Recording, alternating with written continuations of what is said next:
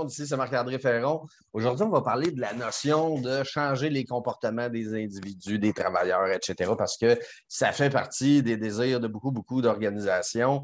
Et on va regarder pourquoi que c'est comme ça, puis pourquoi que ce n'est pas nécessairement ce que je vous recommande en numéro un. Donc, on va partager mon écran et on regarde ça ensemble. Donc, ce qu'on va entendre régulièrement, et à peu près tout le monde qui travaille dans le milieu de la santé et sécurité a déjà entendu ça, que 90 des accidents de travail seraient reliés au comportement non sécuritaire des travailleurs. Donc, c'est pour ça que la plupart des gens vont vouloir travailler au niveau des comportements. Ils sont convaincus que le problème est là. Par contre, ça amène à poser une question. La question est, d'après vous autres, est-ce que ça se peut un accident de travail qui a juste une cause? Un accident de travail qui a juste une cause, ça ne se peut pas. Donc, minimalement, quand je dis que 90 des accidents de travail sont reliés au comportement, il y a au moins 50 de l'équation qu'on a oubliée. Un accident de travail, ça a toujours minimalement deux causes. Ça peut en avoir 5, ça peut en avoir 10, ça peut en avoir 125, mais au moins, ça en a deux. Donc, quand on dit ça, 90 des accidents de travail sont reliés au comportement, on a oublié la moitié de l'équation. Ce que ça veut dire, c'est que si j'ai un employé tout seul, il n'y a absolument rien qui va arriver. Et si j'ai un trou tout seul, il n'y a absolument rien qui va arriver. Mais si j'ai un employé puis qu'il y a un trou, là, il peut tomber dedans. Donc, il y a une combinaison qui fait en sorte qu'il y a un événement qui peut arriver. Maintenant, ça nous amène à se poser la question, c'est quoi qu'on a oublié dans l'équation quand on dit que 90 des accidents sont reliés au comportement? Ce qu'on a oublié, c'est le plus important, c'est les causes fondamentales. Et on va regarder, c'est quoi les causes possibles d'un accident. Donc, l'environnement de travail, les équipements utilisés par l'employé, l'organisation du travail, les tâches qui ont été exécutées et l'individu lui-même. Et là, ben, si on se ramène à la loi sur la santé et sécurité que je vous demandais, d'après vous autres, qui est légalement responsable de fournir le bon environnement de travail, fournir les bons équipements, définir l'organisation du travail, définir les tâches et assurer leur supervision appropriée? C'est les équipes de gestion.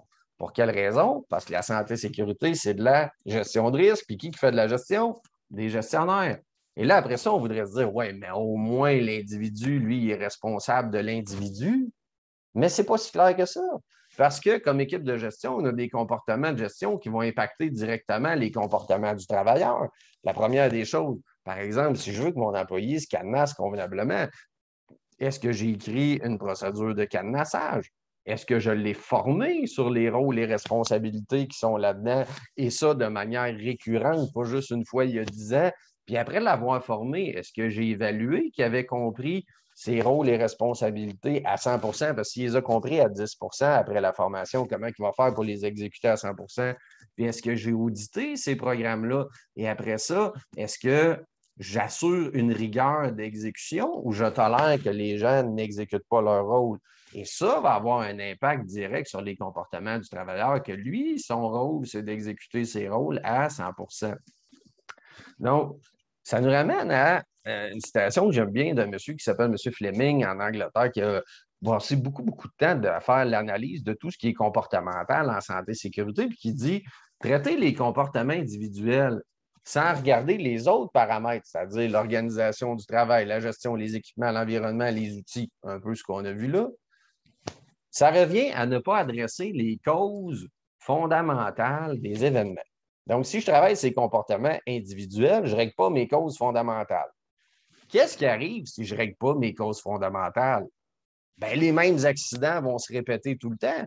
Ce que ça veut dire, c'est que j'ai un travailleur, par exemple, qui court, qui est pressé, etc., puis il tombe dans un trou qui est chez nous. Et là, je le rencontre, je dis hey, on ne se déplace pas rapidement chez nous parce qu'il y a des trous dans les planchers, puis il faut que tu sois vigilant, etc. Et là, il y a un superviseur que lui, il s'en vient en lisant ses feuilles, en se préparant pour le meeting de la semaine, il tombe dans le trou. Et là, on dit, bien là, on ne lit pas nos feuilles pendant que tu es chez nous parce qu'il y a des trous dans les planchers puis il faut que tu sois vigilant. Et là, après ça, il y a quelqu'un qui est en train de parler au téléphone pendant qu'il est en train de marcher. Là, il tombe dans un trou. Et là, on dit, on ne parle pas au téléphone parce qu'il y a des trous puis tu peux tomber dans les trous puis il faut que tu aies la valeur sécurité, etc. Ça, c'est tout travailler sur les comportements individuels. Maintenant, qu'est-ce que la loi nous demande de faire? C'est pas ça. La loi nous demande de faire l'élimination à la source même des dangers, c'est-à-dire boucher le trou. Et que quand on ne peut pas faire l'élimination à la source des dangers, on doit faire de la réduction à la source des dangers pour offrir un facteur de sécurité équivalent à éliminer la source, c'est-à-dire faire de la réduction à la source, mettre des garde-corps, des protections, etc.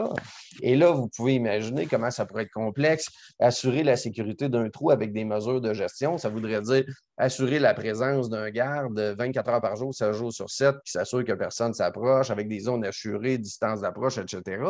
Et la dernière chose qu'on pourrait faire, en efficacité, c'est sensibiliser les gens au risque des trous, puis leur dire, ben là, si tu tombes dans un trou, tu vas te faire mal, puis tu ne pourras plus faire tes loisirs, puis si tu tombes dans un trou, tu ne reverras peut-être plus ta femme puis tes enfants, puis toutes sortes de choses comme ça, qui n'est pas du tout, du tout, du tout la bonne approche à avoir en matière de gestion de risque, qui nous ramène aux principes fondamentaux d'éliminer et réduire à la source. Sinon, définir des programmes, des procédures, des règlements, donner la formation appropriée, auditer nos programmes et assurer une rigueur d'exécution. Tout ça sur les risques qu'on a préalablement identifiés. Si tout ça, ça vous intéresse et que ça vous parle, vous allez voir que ça a un effet direct sur le comportement de vos employés. Et soyez-en assurés dans ce cas-là et que ce n'est pas des affaires inventées, c'est des fondements qui sont scientifiques en matière de gestion de risque. Ça fait partie des choses qu'on regarde dans la formation sur la gestion stratégique de la santé et sécurité. Et si vous voulez en savoir plus, toutes les coordonnées pour me rejoindre sont sur le site. Et ça va me faire plaisir de vous aider là-dedans, préciser les rôles et responsabilités de vos gestionnaires, regarder comment on assure notre diligence, regarder c'est quoi une bonne stratégie de gestion de risque, comment on fait pour arriver à changer les comportements de nos employés et beaucoup plus que ça. Donc, au plaisir de vous parler et à bientôt.